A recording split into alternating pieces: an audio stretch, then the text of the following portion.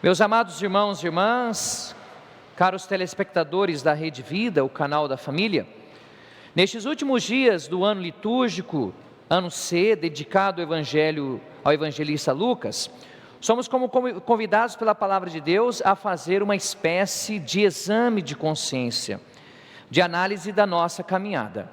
Esse processo é muito normal, ele é natural, quando nós, antropologicamente falando, fazemos uma reflexão sobre o tempo.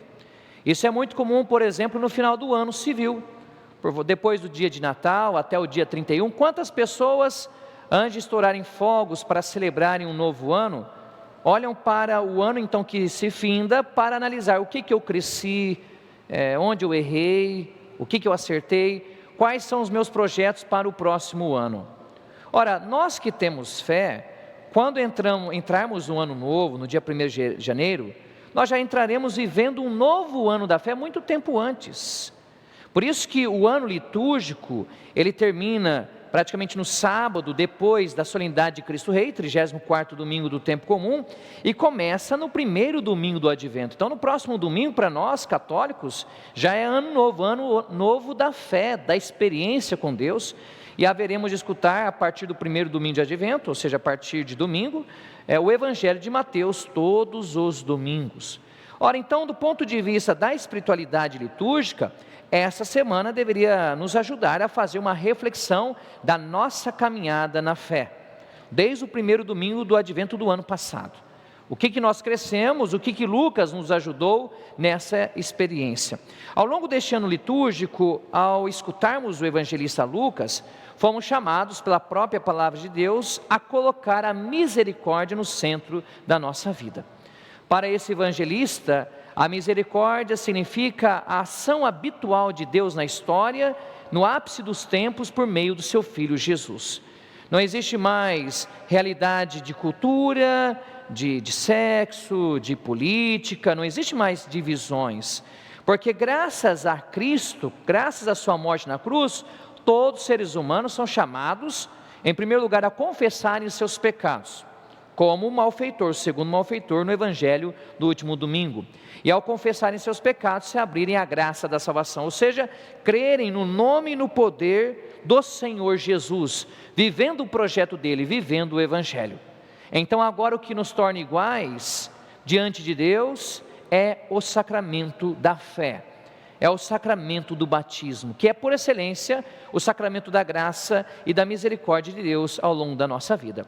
Então o ser cristão não é algo teórico, não é algo que se dissocia da nossa vida. O ser cristão está relacionado à concretude da nossa história. Para nós fazermos a experiência então de Deus, na ótica do evangelista Lucas, é preciso que nós assumamos a nossa história. Nos momentos de alegria, de tristeza, de saúde, de doença, de morte e vida. Em todos esses momentos o Deus da vida se faz presente graças ao seu Filho Jesus Cristo, nosso Senhor. O evangelho que nós escutamos, nós já o ouvimos alguns domingos. Então nós podemos refletir que Jesus usa aqui uma linguagem chamada apocalíptica. O que é essa linguagem? Usa de símbolos, de terremotos, dessa linguagem que, se a pessoa não entender, ela pensa que é uma linguagem para causar medo. Não, isso aqui é errôneo. A linguagem apocalíptica que está presente nos evangelhos, está presente no livro de Daniel, está presente inclusive no Apocalipse de São João, não é para gerar medo, é para gerar esperança. Por trás dessa simbologia nós temos essa afirmação: Deus é o Senhor da história. A morte tem a penúltima palavra, os poderosos deste mundo têm a penúltima palavra, mas a última palavra no final de tudo será do Deus da vida, que veio até nós em seu Filho Jesus para salvar a humanidade. A vontade de Deus não é que a gente se perca, é que a gente se salve, se encontre com Cristo e já viva aqui agora o céu. Jesus então alerta para os discípulos, em Lucas capítulo 21, que os discípulos não devem ficar presos a realidades que passam. A beleza deste mundo passa, todas as realidades limitadas passam. O que não passará? A palavra do Senhor. Céus e terras passarão, mas as minhas palavras jamais passarão, porque são palavras de vida eterna. E Jesus então alerta os discípulos para que eles pudessem viver a fé sem a presença física de Jesus. Em cada Eucaristia, ao longo desse ano litúrgico, nós somos chamados por Cristo Jesus, que convidou a sua igreja, o seu corpo, a se reunir diante do altar da sua cruz bendita e santa, a reconhecer a sua presença espiritual entre nós.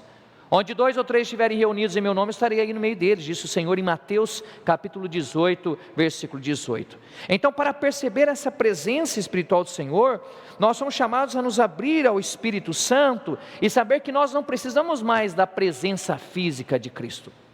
Mas como nós temos a tentação de ter a necessidade de tocar, de palpar, de ver com os nossos olhos, o Senhor então alerta esses discípulos e alerta cada um de nós. Mestre, quando isso acontecerá? Olha o que Jesus disse: cuidado para não ser desenganados, porque muitos virão em meu nome dizendo sou eu, ou ainda o tempo está próximo. Quantos são os pregadores do Evangelho, não é verdade, que em vez de infundirem no coração das pessoas desejo de conversão verdadeiro, em vez de infundirem no coração das pessoas esperança e misericórdia, usam a palavra de Deus para enganar. Infelizmente, o nosso povo católico no Brasil precisa ainda muito ser bem formado na nossa catequese, na palavra de Deus. Pois é qualquer um que quando a gente liga a televisão fala domingo, que passa mel na boca das pessoas, que fala aquilo que as pessoas querem escutar, que levam multidões. Tem algum problema aí? É problema de formação catequética, é problema de instrução na vida de fé, de vivência na comunidade. O Senhor alertou os discípulos desde o início: vocês não devem acreditar em qualquer um que venha falar que está em meu nome. Qual que é o critério para sabermos que uma pessoa está pregando no nome de Jesus verdadeiramente? É a vivência em comunidade. Quem prega em nome de Jesus e não leva as pessoas à experiência da fé, da adesão a Cristo, da adesão à igreja, é um falso profeta, é um falso pregador. Os falsos profetas sempre existiram ao longo da história da humanidade. Eles usam o Evangelho para se enriquecerem, usam o Evangelho para usarem relógios caríssimos, para enganarem as pessoas, para terem status sociais, e porque as pessoas acreditam nesses falsos pregadores. Talvez, amados irmãos, nós que temos a verdade do Evangelho, muitas vezes nós pregamos sem convicção. Nós que temos a verdade, parece que estamos apresentando uma mentira. E aqueles que mentem, apresentam com tanta autoridade que parece que eles estão falando que é verdade.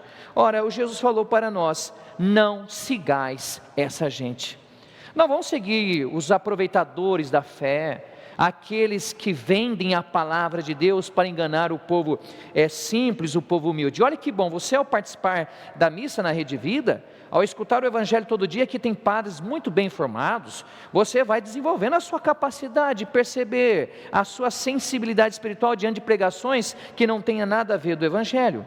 Jesus falou: olha, quando ouvires falar de guerras e revoluções, não fiqueis apavorados. Vocês não se lembram que quando chegou o ano 2000, quantos pregadores diziam, baseado naquele provérbio que não tem nada a ver: 2000 chegará e 2000 não passará. Vocês escutaram, se lembram disso?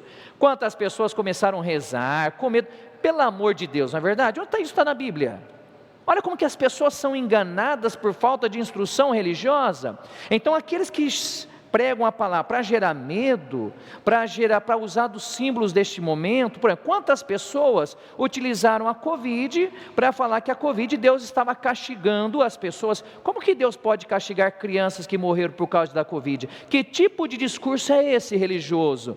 Você pode usar partes da Bíblia, sim, eu poderia usar partes para justificar isso, mas a Bíblia é um livro que ela precisa ser interpretada no todo, não pegar o versículo, descontextualizar, para fazer manipulação na vida das pessoas. Pessoas que vendem, sei lá, feijão, pessoas que vendem, sei lá, água benzida. Gente, vamos ser um pouco mais espertos.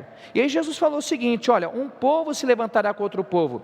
Esses sinais de guerra, de fome, sempre existiram na história da humanidade. O que nós devemos ficar espertos é perguntar-nos: o que isso deve gerar de conversão na nossa vida, de julgamento de Deus? Vamos agora, para encerrar, tem um livro do Apocalipse. Aqui, se a gente tivesse oportunidade, o padre faria uma grande explicação exegética, mas a missa ela tem um tempo específico. O livro do Apocalipse também não é um livro de medo. O livro do Apocalipse é um livro que é talvez o pior interpretado pelas pessoas. As pessoas interpretam o livro do Apocalipse como ali estivesse cifrado tudo como vai ser o final do mundo. Primeiro, o livro do Apocalipse foi escrito para o final do século I, para gerar esperança para as 7 igrejas da Ásia. É um livro profético, revelativo, porque nos ajuda a interpretar cada momento da nossa história. E o que ele fala aqui, fala do julgamento.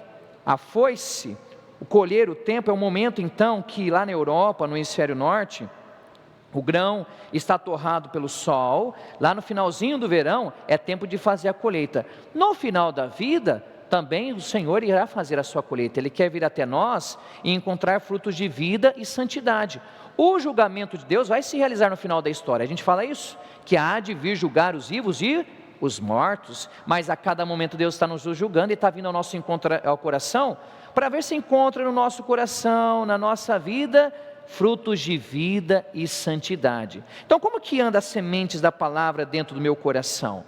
Eu que vivo a palavra de Deus, eu não vou temer o julgamento do Senhor. Eu já vivo no amor, na misericórdia. Vai ter medo de Deus quem viveu sem Deus, quem foi egoísta, quem manipulou a religião, quem manipulou o poder político. Então, amados irmãos, que o Senhor vem mesmo. A gente vai falar agora no tempo do Advento, daqui a uns dias. Maranatá, vem Senhor Jesus.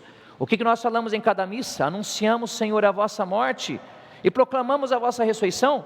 Vinde, Senhor Jesus. A gente pede que o Senhor venha para nos transformar, para expulsar os falsos profetas, para nos dar consciência reta da fé. Eu, como padre, eu sonho um dia de encontrar católicos conhecedores da palavra de Deus, católicos evangelizadores, católicos que não acreditam em qualquer um que coloca a Bíblia debaixo do braço, fala bonito, fala de Deus, mas na vida não existe fruto de vida e santidade, porque no fundo o interesse é somente econômico, político, cultural. Fiquemos espertos diante desses falsos pastores. Vamos continuar nossa Santa Missa, sentados, cantando.